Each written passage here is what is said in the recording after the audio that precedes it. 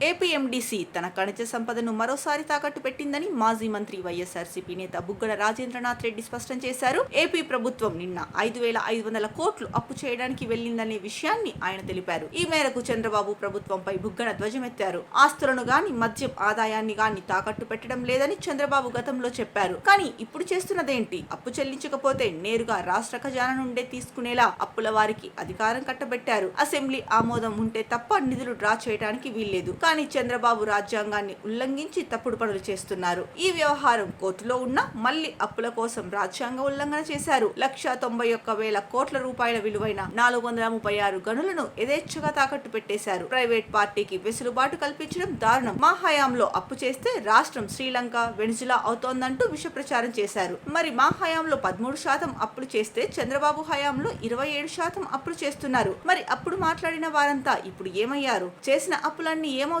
పోలవరం నిర్మాణానికి వచ్చిన 5,052 కోట్ల రూపాయలు ఏం చేశారు? పోలవరం ప్రాజెక్టు నిర్మాణానికి వైఎస్ జగన్ ఎంతో కృషి చేశారు. పర్యావరణ అనుమతులు సహా అనేక క్లియరెన్స్లు వారే తెచ్చారు. కానీ చంద్రబాబు మాత్రం తన ఖాతాలో వేసుకోవడానికి ప్రయత్నిస్తున్నారు. రాజకీయాలలో రివెంజ్లు కాదు, రియలైజేషన్ ఉండాలి. అంతేకాని ప్రతిరోజు అక్రమ కేసులు పెట్టుకుంటూ వెళ్లడం సరికాదు. రాజ్యాంగాన్ని ఉల్లంఘించి చంద్రబాబు అప్పులు చేస్తుంటే పవన్ కళ్యాణ్ ఎందుకు ప్రశ్నించడం లేదు? రాజధాని నిర్మాణానికి అప్పట్లో శివరామకృష్ణన్ కమిటీని వేశారు.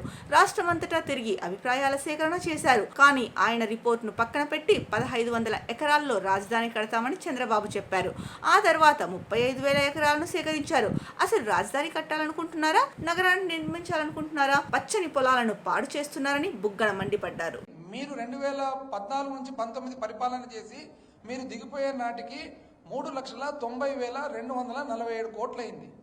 అంటే మీరు ఎంత అప్పు చేసినారు? 2,49,350 కోట్లు మీరు అప్పు చేయడం జరిగింది. మేము 2024 దిగిపోయేటప్పటికి 7,21,918 కోట్లయింది. అంటే 3,32,671 కోటి అప్పు చేయడం జరిగింది 2019 నుంచి 24. మీరు చేసిన శాతము, మేము చేసిన శాతం అంటే సంవత్సరము మీరు ఏ శాతంలో చేసినారు, మేము ఏ శాతం అంటే మీరు 22.63% మీరు చేస్తే 13.57% మేము చేస్తాం. మీరు 22.5, మేము 13.5. మీకంటే ఎంత తక్కువ?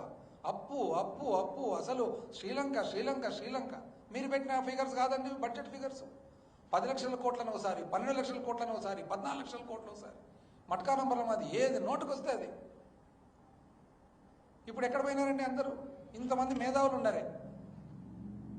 మీరు పెట్టిన బడ్జెట్ బుక్లే కదా.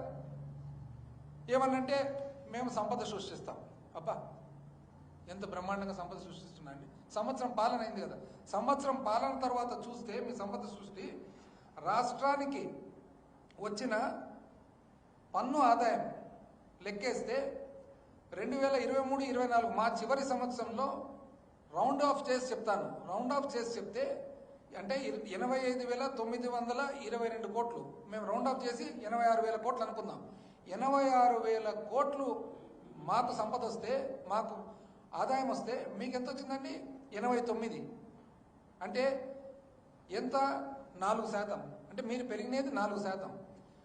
పన్నేతర ఆదాయం చూస్తే మీరు పెరిగినది -8.6%. ఎందుకు మైనస్ అంటే 2023-24లో మాకు 7,432 కోట్లు వస్తే మీకు ఓన్లీ 6,792 కోట్లే వచ్చింది.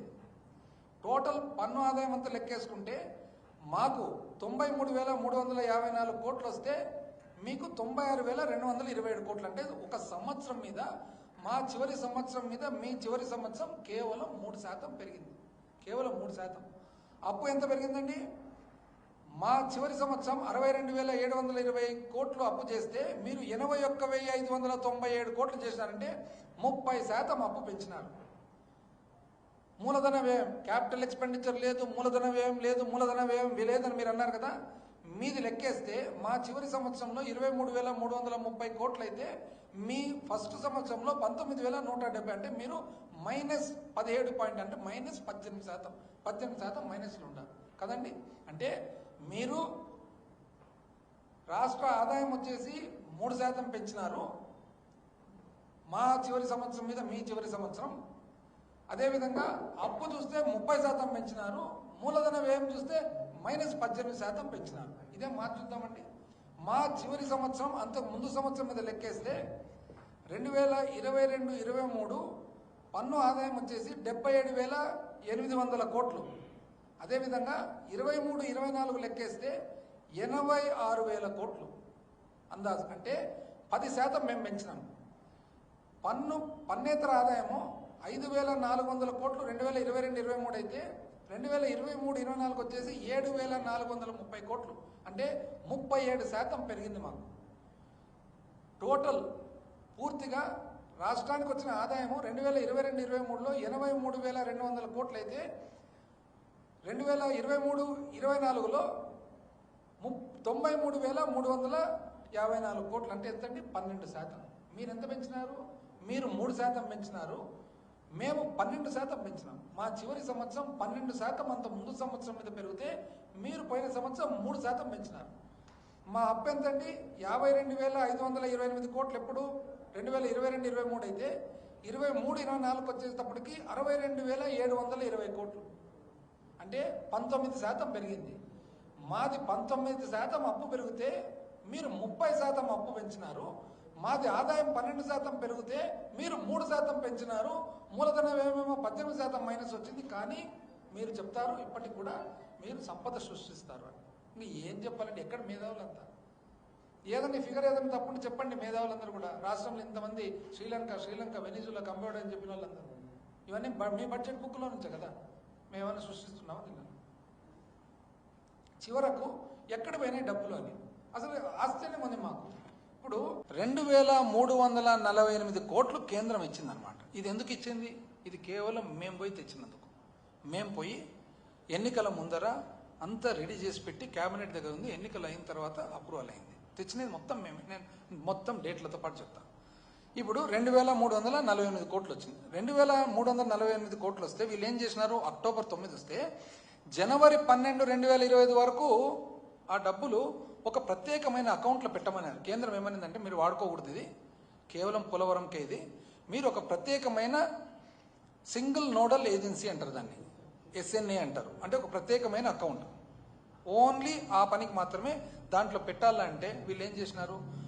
పెట్టకుండా వాడుకుంటే కేంద్ర జలవనరుల శాఖ జలశక్తి వాళ్ళు కోప్పడి చాలా కోపంగా ఉంటే అప్పుడు చివరకు ఎట్టకేలకు జనవరి 12, 2025 అంటే అక్టోబర్ నుంచి నవంబర్, డిసెంబర్, జనవరి ఇంచుమించు 3 నెలల తర్వాత అప్పుడు తీసుకొచ్చి అకౌంట్లో పెడతారు.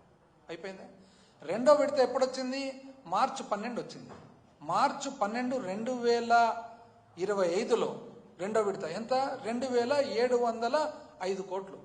2,705 కోట్లు వస్తే ఇంతవరకు కూడా అందులో 2,505 కోట్లు ఇంతవరకు వాడలే, SNAలో పెట్టలే, ఇతర ఖర్చులకు వాడుకున్నారు. అంటే ఇప్పుడు దాన్ని తల్లికి వందనానికి వాడుకున్నట్లే కదా లెక్క. అంతే కదా. ఇప్పుడు పోలవరం డబ్బులు వచ్చినాయి, పోలవరం డబ్బులు మీరు పోలవరానికి వాడలే, బ్యాంకులో లేదు, ఎక్కడ ఉన్నట్లది? తల్లికి వందనానికే కదా. ఇంకా వేరే తల్లికి వందనానికి వాడినారు, లేకుంటే మీరు ఏమన్నా జీతాలకు వాడుకున్నారు, పెన్షన్లకు వాడుకున్నారు, వృద్ధాప్య పెన్షన్లకు వాడుకున్నారు.